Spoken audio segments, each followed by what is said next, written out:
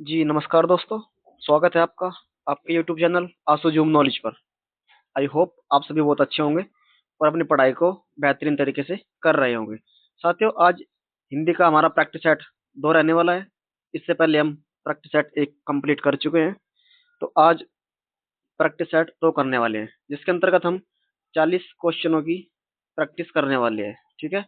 जो बिल्कुल एग्ज़ाम से रिलेवेंट ही होंगे, एग्ज़ाम में आने वाले प्रश्न ही होंगे बिल्कुल। ठीक है साथियों, तो आइए अपनी आज की इस क्लास की प्रैक्टिस सेट की शुरुआत करते हैं। ये आपका ड्रीम है यूपीएसआई। आपको एक सीट जरूर लेनी ही लेनी है 2026 में। ठीक है? अपने आप से वादा जरूर करिएगा। पहला क्वेश्चन आपकी स्क्रीन पर है।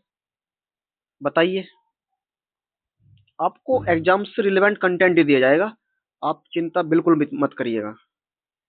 ठीक है? पहला क्वेश्चन, मैं खाना खा चुका था में कौन सा भूतकालिक भेद है? यहाँ पर दे दिया गया है भूतकालिक है ये, लेकिन भूतकालिक का भी कौन सा भेद है बताइएगा।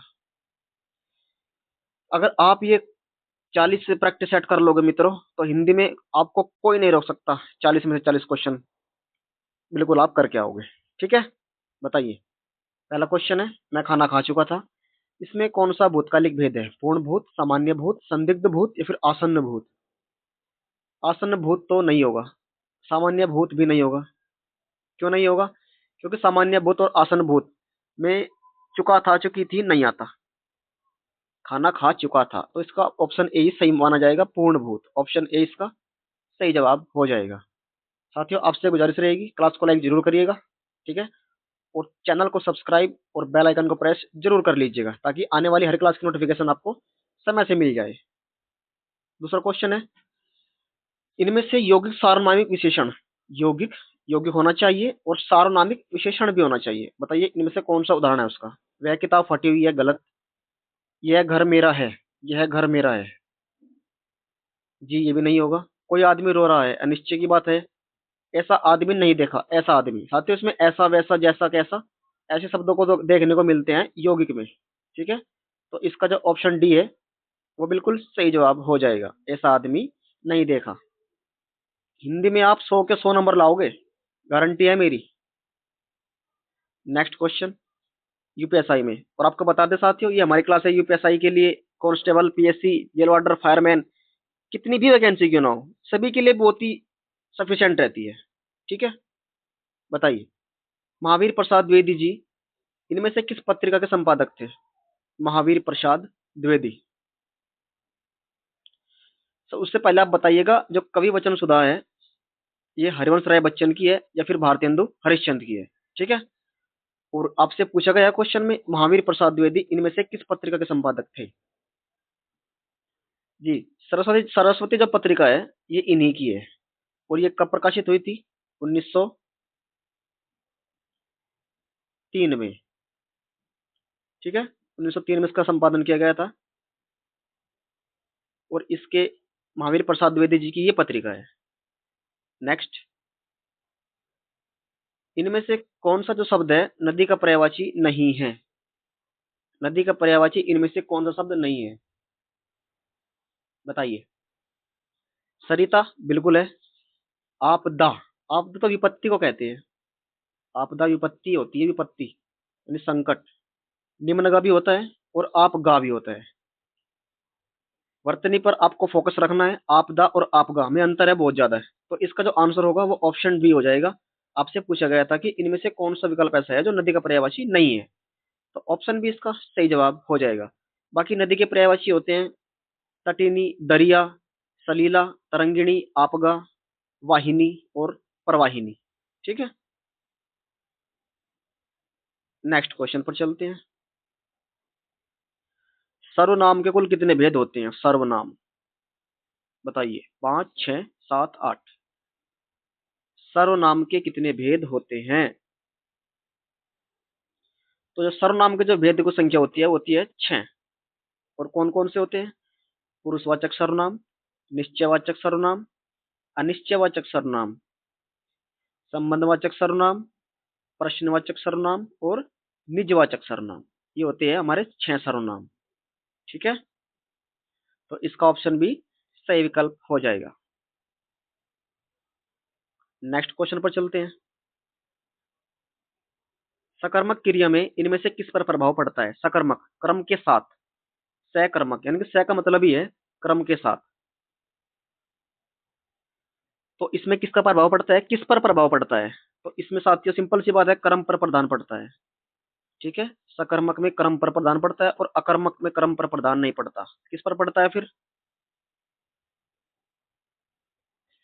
तो इसका जो है ऑप्शन ए बिल्कुल सही जवाब होगा। क्रम पर सकर्मक में प्रभाव पड़ता है।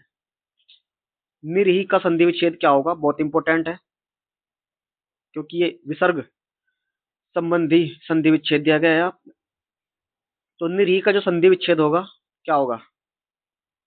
नी धन रिही, री तो नहीं होगा साथियों, क्योंकि इसमें रह का ही संक्षिप्त रूप दे दिया गया है विसर्ग के साथ। तो नी धन ई, नी विसर्ग धन ई।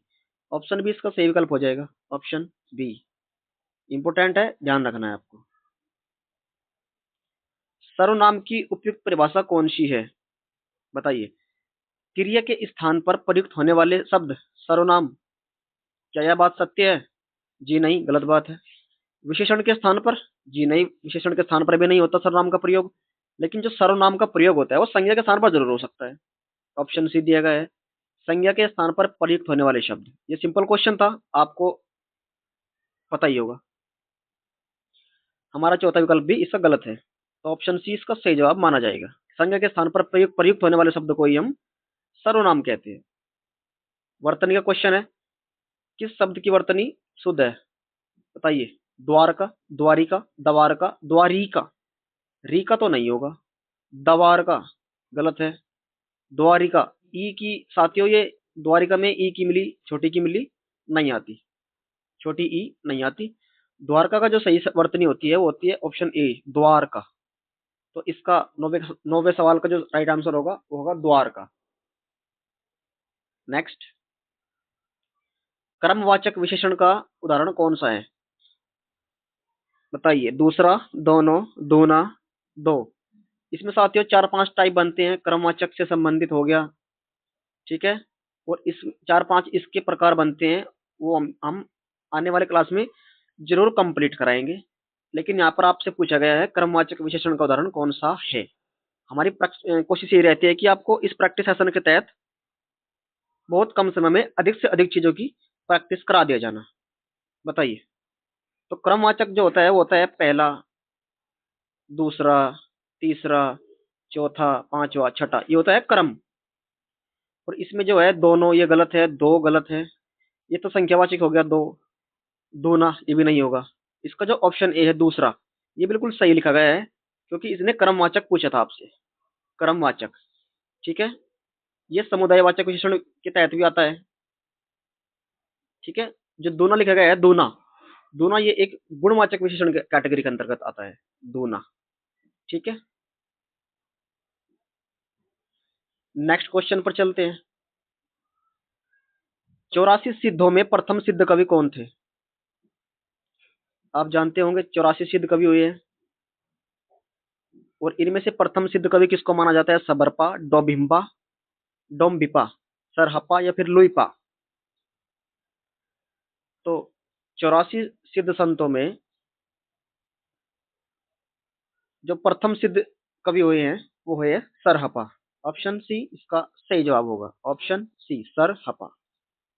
ठीक है, नेक्स्ट, आनंद का अनेकार्थी शब्द क्या होगा? आनंद, हैप्पीनेस, हैप्पी। बताइए। इसका जो अनेकार्थी शब्द होता है वो क्या होता है? वस्त्र? जी नहीं, बिल्कुल भी नहीं होता। पानी नहीं होता। कबूतर, कबूतर को पीजन बोलते हैं और कपोत बोलते हैं, तद्भव होता है कपोत, तत्सम होता है। लेकिन जो आनंद का जो अनेकार्थी होता है वो होता है खुशी। ऑप्शन ए खुशी। नेक्स्ट, पूर्वी हिंदी के अंतर्गत कौन सी बोली नहीं आती? पिछली क्लास में हमने आपको बताया था पूर्वी हिंदी और पश्चिम हिंदी के बारे में। पूर्वी हिंदी में आपको ध्यान रखना है A B C, A B C. और पश्चिम हिंदी में आपको ध्यान रखना है कब कब है, के बी, के बी एच। ठीक है, ए से पूर्वी में आते हैं। ए से अवधि, अवधि। बी से बघेली और सी से छत्तीसगढ़ी। और पश्चिमी हिंदी में आते हैं कोरवी, बुंदेली, कन्नौजी, हरियाणवी। और इस बी से क्या बनता है बताइए? कन्नौजी, कोरवी। ठीक है, ये पश्चिमी हिंदी के अंतर्गत 5 बोलियां आती हैं और पूर्वी हिंदी के अंतर्गत 3 बोलियां आती हैं। तो आपसे पूछा गया है क्वेश्चन में पूर्वी हिंदी के अंतर्गत कौन सी बोली नहीं आती। तो पूर्वी हिंदी के अंतर्गत आती है हमारी एबीसी। और आप चेक कर लीजिएगा एबीसी में कौन सी नहीं है इसमें से। भोजपुरी नहीं है। और आपको बता दें साथियों, भोजपुरी जो है भारतीय संविधान के 8वीं अनुसूची के 17वें भाग में शामिल भाषा नहीं है। आपको गौर करना है, भोजपुरी जो भाषा है ये भारतीय संविधान की 8वीं अनुसूची में शामिल नहीं है। नेक्स्ट क्वेश्चन, किस राज्य की मुख्य भाषा राजभाषा हिंदी नहीं है? नहीं है पूछा गया आपसे, बताइए। हिमाचल प्रदेश की बिल्कुल है हिंदी, झारखंड की भी है, छत्तीसगढ़ की भी है। असम की क्या है? असमिया। असम की क्या है? असमिया भाषा है राजभाषा असम की। तो उसका ऑप्शन सी इसका सही जवाब हो जाएगा, ऑप्शन सी। एक, शब्द का प्रयोग हम निम्नलिखित में से किस रूप में नहीं कर सकते? एक का इस्तेमाल हम संज्ञा में कर सकते हैं, बिल्कुल कर सकते हैं। विशेषणों में कर सकते हैं, आप सेंटेंस बना के देख लीजिएगा, बन सकता है। लेकिन संबंध बोधक में इसका इस्तेमाल हम नहीं कर सकते। ठीक है, तो ऑप्शन सी इसका हमारा राइट आंसर हो जाएगा, ऑप्शन सी। कौन सा शब्द आमिष का विलोम है? आमिष, आमिष का विलोम पूछा गया, अपोजिट वर्ड। आमिष का सामिष होता है, बताइए। नहीं होता। शुष्क भी नहीं होता, शुष्क का आर्द्र होता है। और निरामिष बिल्कुल सही, सही विकल्प है निरामिष। आमिष का जो विलोम होता है वो निरामिष ही होता है, ऑप्शन सी निरामिष सही जवाब। क्लास में अंत तक साथियों बने रहिएगा, ठीक है, क्योंकि हर एक क्वेश्चन की जो क्वालिटी है वो आपको दी जा रही है। यहाँ प्रदर्शित वस्तुओं को छूना मना है, प्रोहिबिशन। किसी चीज के लिए मना करना, बताइए यह किस प्रकार का वाक्य है? संकेतवाचक, निषेधवाचक वाक्य, विधानवाचक वाक्य या फिर प्रश्नवाचक वाक्य? प्रश्नवाचक में अंत में प्रश्नवाचक चिन्ह आना चाहिए, ये तो नहीं होगा। विधानवाचक भी नहीं है, क्योंकि यहाँ पर चीजों को मना करने के लिए बात हो रही है, तो निषेधवाचक हो जाएगा, निषेधवाचक वाक्य। ऑप्शन बी इसका सही जवाब होगा। नेक्स्ट, हिंदी साहित्य के लिए प्रथम व्यास सम्मान किसे प्राप्त हुआ? प्रथम व्यास सम्मान, बताइएगा। आपको बता दें हिंदी साहित्य का जो प्रथम व्यास सम्मान है वो 1991 में दिया गया था। 1991 में प्रथम प्रथम व्यास सम्मान दिया गया था। और किसको दिया गया था? रामविलास शर्मा जी को। प्रथम व्यास सम्मान रामविलास। ठीक है मित्रों, ऑप्शन डी इसका सही जवाब होगा। वसंत तिलका का दूसरा नाम क्या है? ये एक छंद है। और आपको बता दें ये एक संस्कृत का छंद है, संस्कृत का। ठीक है, बताइए इसका, इसको किस नाम से जाना जाता है? तो वसंत तिलका का जो अन्य नाम है वह चंद्रकला। ऑप्शन बी इसका सही जवाब होगा। फोर्थ वर्ल्ड हिंदी ऑर्गेनाइजेशन, यानी कि चौथा विश्व हिंदी सम्मेलन कहाँ हुआ था? सॉरी साथियों, ऑर्गेनाइजेशन को संस्थान बोलते हैं। आपसे पूछा गया है चौथा विश्व हिंदी सम्मेलन कहाँ पर हुआ था? Port of Spain. Port of Spain में पांचवा हुआ था मित्रों। लंदन में छठा हुआ था। तो बताइएगा चौथा विश्व हिंदी सम्मेलन कहाँ पर हुआ था? पोर्ट लुई मॉरिशस में। और दिल्ली आप जानते ही होंगे। लेकिन इसका जो राइट आंसर होगा वो होगा ऑप्शन डी, चौथा विश्व हिंदी सम्मेलन पोर्ट लुई मॉरिशस में हुआ था। ठीक है मित्रों, और जो ये पोर्ट लुई है ये मॉरिशस की राजधानी है।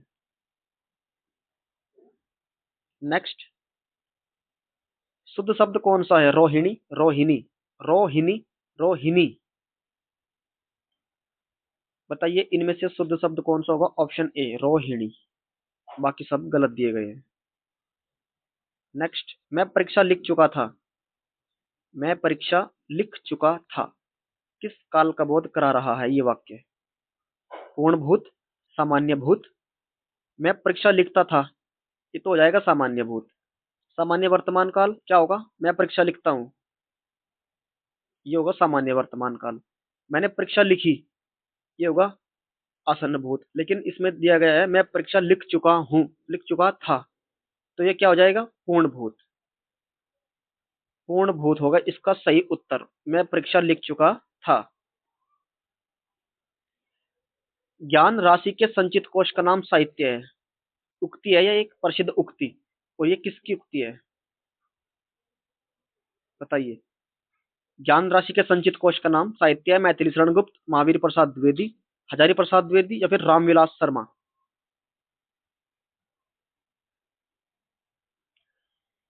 तो ये उक्ति है महावीर प्रसाद द्विवेदी जी की। ठीक है, उक्ति आपको याद करनी पड़ेगी मित्रों। इनकी कोई समझने समझाने वाली कोई बात नहीं होती, ना ही इनकी कोई ट्रिक होती है। ठीक है, महावीर प्रसाद द्विवेदी जी की ये उक्ति है। ज्ञान राशि के संचित कोश का नाम साहित्य है। नेक्स्ट क्वेश्चन, बचपन संज्ञा का कौन सा प्रकार है? आपको 40 क्वेश्चन कराने हैं साथियों, 40 क्वेश्चन, और क्वेश्चन नंबर 24 आपका चल रहा है।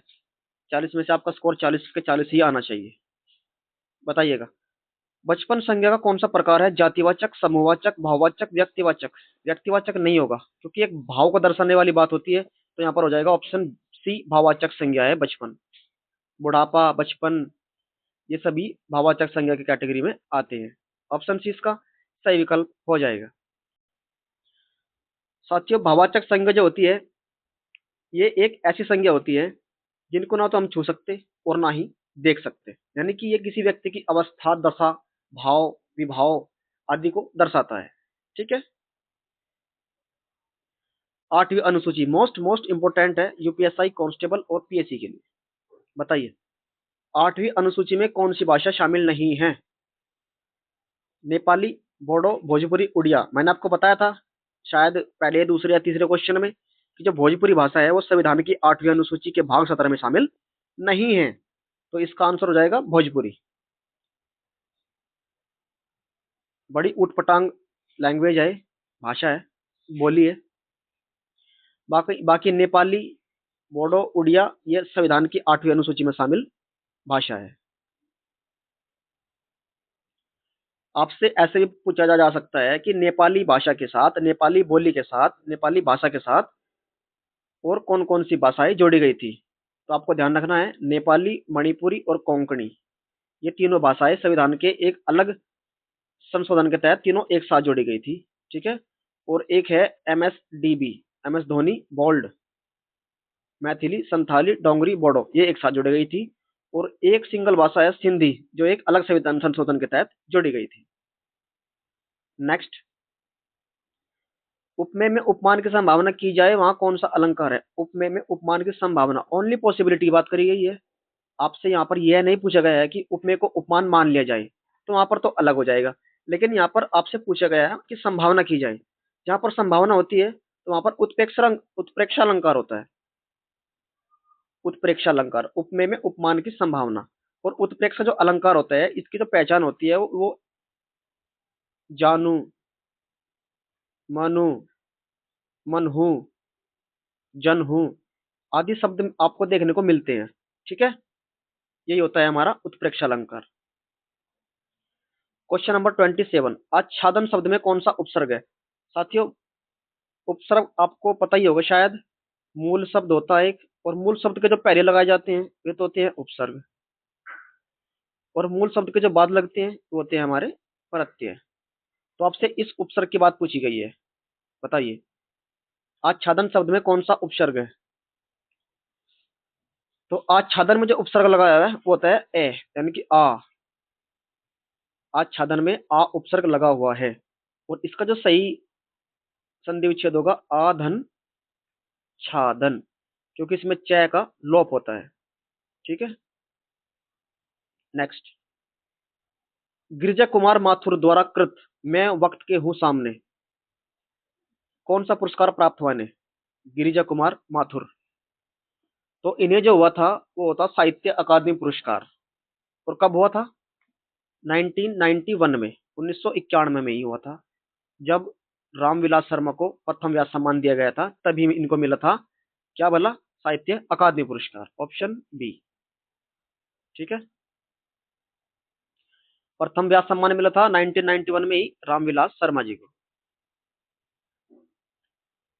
बल शब्द का अर्थ नहीं है, नहीं है पूछा गया है आपसे। मस्ती, पार्श्व, सेना, शक्ति।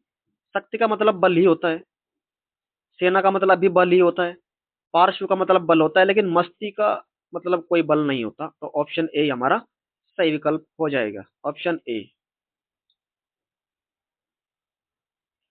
कर्तरी शब्द का तद्भव रूप क्या होता है? कर्तरी, कर्तरी शब्द का तद्भव क्या होता है? कर्तरी शब्द का जो तद्भव होता है कैंची। कैंची को संस्कृत में कर्तरी बोलते हैं। ठीक है, आपको बता के चले, एक एक होता है कर्तरी, और मैंने आपको कल वाली क्लास में बताया था तरकरी। दोनों में डिफरेंस है। करतरी बोलते बोलते हैं हम कैंची को, और तरकरी बोलते हैं हम सब्जी को, यानी साग सब्जी होता है ना जो, सब्जी को। ठीक है, नेक्स्ट। गोवा की मुख्य राजभाषा कौन सी है? गोवा, तो गोवा की जो मुख्य राजभाषा है वो होती है कोंकणी। ऑप्शन डी इसका सही जवाब हो जाएगा। अनुच्छेद 32 से 34 तक प्रश्नों को आपको पढ़ना है, ये पैराग्राफ दिया गया है। चलो आइए एक बार पैराग्राफ पर नजर डालते हैं। वर्ष 2050 तक विश्व की जनसंख्या 10 अरब हो जाएगी। 50 तक, अभी फिलहाल कितनी है? 8.5 के समथिंग है साथियों। इस आबादी को भोजन उपलब्ध कराने के लिए खाद्य पदार्थों का उत्पादन दुगना करना होगा। अच्छा जी, क्योंकि जमीन और प्राकृतिक संसाधन सीमित है, इसलिए कृषि की नवीन तकनीकों का इस्तेमाल का विकास और इस्तेमाल करना होगा। एरोपोनिक्स खेती की वह तकनीक है जिसमें कोहरे और वायु युक्त वातावरण में पौधे उगाए जाते हैं। उन्हें मिट्टी, पानी और सूरज की रोशनी की जरूरत नहीं होती। अमेरिका स्थित न्यू जर्सी में एरोपोनिक्स हेतु विश्व का सबसे बड़ा कृत्रिम फार्म बनाया गया है, जहां मिट्टी, पानी और सूरज की रोशनी के बिना सब्जियां उगाई जाती है। साथियों, आपको सोचना होगा, बिना मिट्टी के, बिना पानी के और बिना सूरज की रोशनी के सब्जियां उगाई जाती है, वो भी कृत्रिम तरीके से, अमेरिका में। ठीक है, बड़ी विचित्र उपलब्धि है। न्यू जर्सी का यह फार्म वहां स्थित नेवार्क शहर की खाली पड़ी एक स्टील मिल में बनाया गया है, जहां मिट्टी के स्थान पर पुनः इस्तेमाल योग्य कपड़े का उपयोग किया जाता है। पौधे एलईडी एलईडी की रोशनी में प्रकाश संश्लेषण की क्रिया कर भोजन बनाते हैं, उन्हें पानी की आवश्यकता नहीं पड़ती। इस खेती में उर्वरकों, कीटनाशकों का इस्तेमाल बिल्कुल नहीं किया जाता। यहाँ उत्पादित सब्जियों के पोषक तत्वों का ह्रास नहीं होता और उनका स्वाद भी बना रहता है। उक्त फार्म की उत्पादकता पारंपरिक खेती की तुलना में 70 गुना अधिक है। भाई वाह! जहाँ 250 किस्म की सब्जियों की खेती की जा रही है, इस फार्म में प्रतिवर्ष करोड़ों रुपए की सब्जियों का उत्पादन हो रहा है। यहाँ सैकड़ों लोगों को रोजगार भी मिला हुआ है। आइए अब क्वेश्चन की बारी है। वर्ष 2050 तक विश्व की जनसंख्या लगभग कितनी हो जाएगी? अभी हमने देखा था 2050 तक कितनी हो जाएगी जनसंख्या? 10 अरब। 10 अरब हो जाएगी। तो बता दीजिए उत्तर, आप कौन सा उत्तर होगा इसमें? 10 अरब, ऑप्शन सी इसका सही जवाब होगा। नेक्स्ट। एरोपोनिक्स खेती के संबंध में कौन सा कथन सही है? इसके लिए पानी की जरूरत होती है? बिल्कुल नहीं होती, पीछे पढ़ा है हमने। इसके लिए सूरज की रोशनी की आवश्यकता होती है? बिल्कुल भी नहीं होती। बिना सूरज की रोशनी के, बिना पानी के, बिना खाद के ये एरोपोनिक्स जो खेती होती है ये की जा रही है, कहाँ भला? अमेरिका में। इसके लिए मिट्टी, पानी और सूरज की रोशनी की आवश्यकता पड़ती है? बिल्कुल नहीं। इसके लिए मिट्टी, पानी और सूरज की रोशनी की जरूरत नहीं पड़ती। बिल्कुल सही बात है, ऑप्शन डी हमारा बिल्कुल सही जवाब होगा। भाई हमें उत्तर पैराग्राफ के अकॉर्डिंग तो देना है ना, जिस लैंग्वेज में, जिस भाषा में हमसे पैराग्राफ के प्रश्नों का उत्तर पूछा गया है तो हम उसी हिसाब से देंगे। नेक्स्ट। एरोपोनिक्स फार्म की उत्पादकता पारंपरिक खेती की तुलना में कितने गुना अधिक हो जाएगी? 70 गुना। अभी देखा था हमने पीछे, ये लिखा हुआ है यहाँ पर, 70 गुना अधिक। और 250 किस्मों की सब्जियों की उत्पादकता। तो इसका जो राइट आंसर होगा क्या होगा? 70 गुना। ऑप्शन सी इसका सही जवाब हो जाएगा। Question number 35। भयानक रस का स्थायी भाव क्या होता है? जो जितने भी साथियों ये 10-11 रस है, इन सभी का जो स्थायी भाव है आपको याद होना चाहिए, बल्कि हम भी कराएंगे आपको आने वाली हर एक क्लास में। रति होता है श्रृंगार रस का, भय होता है भयानक रस का, शांत रस का निर्वेद होता है, और करुण रस का शोक होता है। तो इसका जो सही जवाब होगा वो होगा हमारा ऑप्शन बी। भयानक रस का होता है स्थायी भाव भय। प्रेमचंद की रचना कौन सी है जो अंग्रेजों ने जब्त कर ली थी? मोस्ट इंपोर्टेंट क्वेश्चन है। आपको मैंने कल वाली क्लास में किया बताया था कि इनका एक अधूरा उपन्यास है, उसका नाम क्या है? मंगलसूत्र। मंगल सूत्र। और आपसे यहाँ पर पूछा गया है कि अंग्रेजों ने इनके कौन सी रचना को जब्त कर लिया था? तो वो रचना थी इनकी सोजे वतन। ऑप्शन ए इनका सही जवाब, इस क्वेश्चन का सही जवाब हो जाएगा। बाकी गोदान, गबन, रंगभूमि, कर्म भूमि सभी प्रेमचंद द्वारा रचित रचनाएं हैं। और आपको बता दें कि जो ये इनका सोजे वतन रचना थी, ये होती साथियों नवाब राय के नाम से प्रसिद्ध। नवाब राय। ठीक है, 1908 के आसपास ये प्रकाशित हुई थी। पूजा में कौन सा प्रत्यय है? पूजा में प्रत्यय, मूल शब्द ये हो गया, बाद में लगते हैं प्रत्यय, पहले लगते हैं उपसर्ग। तो आपसे प्रत्यय पूछा गया है, तो इसमें जो मूल शब्द होगा होता है पूज या फिर पूजा। बताइए, पूजा या फिर पूज। तो इसमें आपसे पूछा गया है कि पूजा में कौन सा प्रत्यय है, तो आ प्रत्यय है। ऑप्शन ए इसका सही जवाब हो जाएगा। किस वाक्य में भाववाच्य है? भाववाच्य। लोग खुलकर हंस रहे थे। रामचरितमानस ग्रंथ तुलसीदास द्वारा लिखा गया। वरद आराम से बैठ नहीं सकता। सर्दियों में रोज नहाया नहीं जाता। साथियों, बैठ नहीं सकता, नहाया नहीं जाता, बैठा, बैठ नहीं जाता, बैठा नहीं जाता, अंतर होता है इनमें। सकता में जाता में बहुत बड़ा डिफरेंस होता है। और भाववाच्य की डेफिनेशन तुरंत चेंज कर देता है ये सकता। तो इसका जो राइट आंसर होगा वो होगा सर्दियों में रोज नहाया नहीं जाता। बाकी हम आने वाले क्लास में इसको और बेहतर तरीके से समझेंगे। ठीक है, कि क्या डिफरेंस है इन दोनों में। ऑप्शन सी इसका आंसर क्यों नहीं हुआ, आने वाले क्लास में हम इसको जरूर देखेंगे। चंद्रगुप्त किसका प्रसिद्ध नाटक है? धर्मवीर भारती, जयशंकर प्रसाद, लक्ष्मी नारायण लाल, भारतेंदु, हरिश्चंद्र। बताइए। चंद्रगुप्त। तो जो चंद्रगुप्त जो नाटक है ये एक प्रसिद्ध नाटक है, और ये रहा है जयशंकर प्रसाद जी द्वारा ये रचित है नाटक। ऑप्शन बी इसका सही जवाब हो जाएगा। बाकी इनके नाटकों में अजात शत्रु भी है।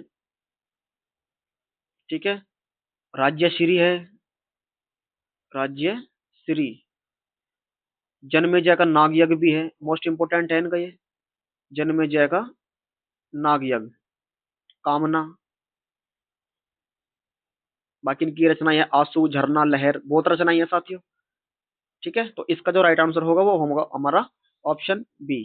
चंद्रगुप्त जयशंकर प्रसाद जी का एक नाटक है।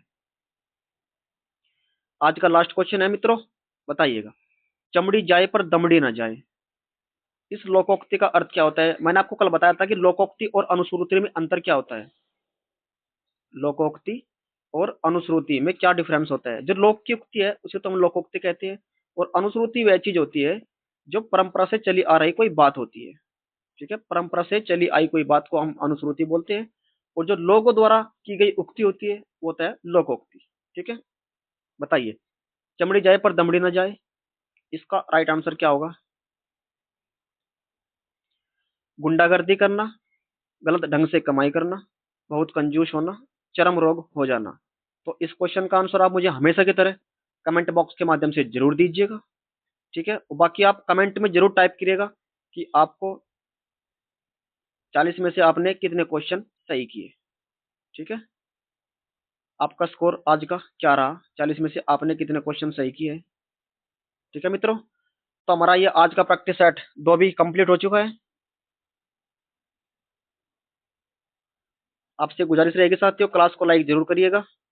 ठीक है, और चैनल को सब्सक्राइब जरूर कर लीजिएगा ताकि आपको हर एक क्लास समय पर मिल जाए और हर एक क्लास की जो क्वालिटी कंटेंट है वो आपको देखने को मिले। ठीक है मित्रों, तो मिलते हैं साथियों एक इसके नेक्स्ट अगले प्रैक्टिस सेट में। तब तक के लिए जय हिंद, जय भारत, वंदे मातरम, राधे राधे।